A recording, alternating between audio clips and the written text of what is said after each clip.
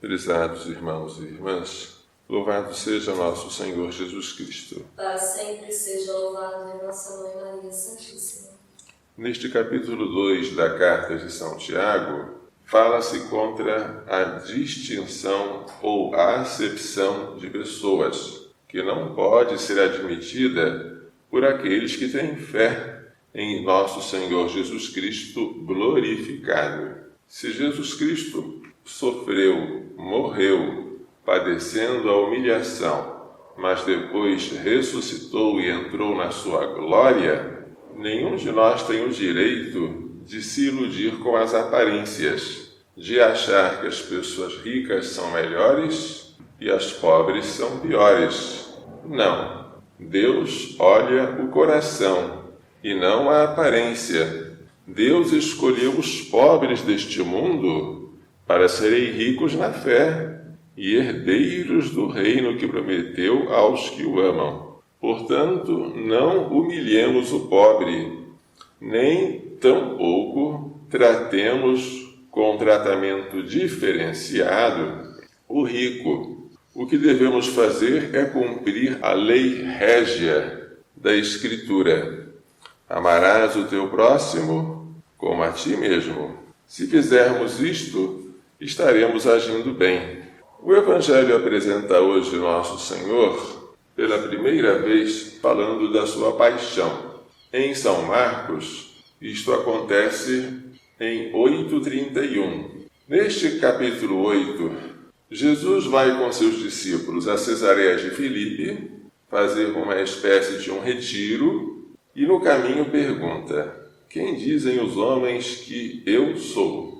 A opinião pública está dividida. Alguns dizem que ele é João Batista, outros dizem que ele é Elias, outros que ele é um dos profetas. Por que a multidão diz isso? Por causa dos milagres, dos exorcismos e da eloquência da sua pregação. Mas, se a opinião pública está dividida, o que importa para Jesus mais do que o que pensam as multidões é o que pensam os 12 que estão com ele sempre. E vós? Quem dizeis que eu sou? E Pedro responde por primeiro e como porta-voz dos outros: tu és o Messias. A resposta é correta, mas Jesus proíbe severamente que falem a alguém a seu respeito. Por quê? Porque o povo não está preparado para entender em que sentido Jesus é o Messias. E, aliás, nem os discípulos estão, porque Jesus começa a ensinar, versículo 31, que o Filho do Homem deve sofrer muito, ser rejeitado pelos anciãos, sumos sacerdotes, doutores da lei, morrer e ressuscitar depois de 3 dias. E isso causa um impacto nos discípulos, porque Messias, para eles, poderia significar tudo, menos a humilhação, a rejeição e a morte.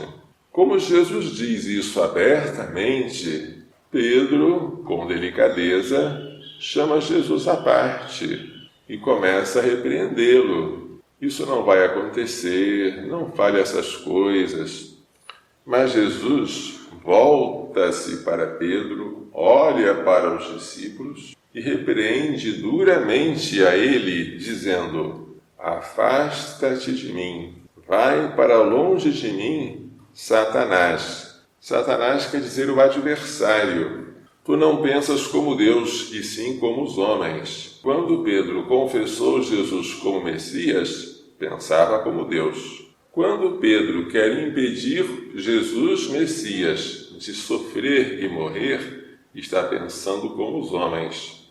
Ele ainda precisa se converter, e somente depois da ressurreição, e mais ainda depois de Pentecostes, é que eles vão entender de verdade em que sentido o Messias deveria sofrer, em que sentido a morte estava prevista nas Escrituras, seguida da sua glorificação, e em que sentido nós, se quisermos seguir Jesus, não devemos ser simples admiradores de milagres, e pessoas esperando receber benefícios imediatos, mas devemos renunciar a nós mesmos, carregar a nossa cruz e segui-lo.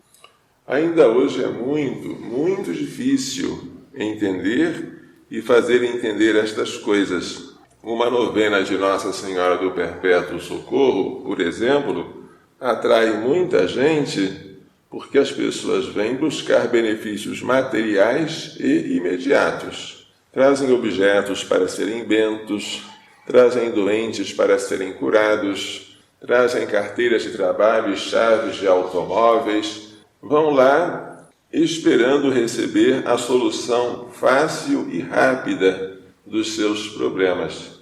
Dificilmente encontramos entre as pessoas que vão fazer longas peregrinações em santuários o desejo de obter como graça a vitória sobre um vício, a santificação da própria alma, a aquisição de uma virtude.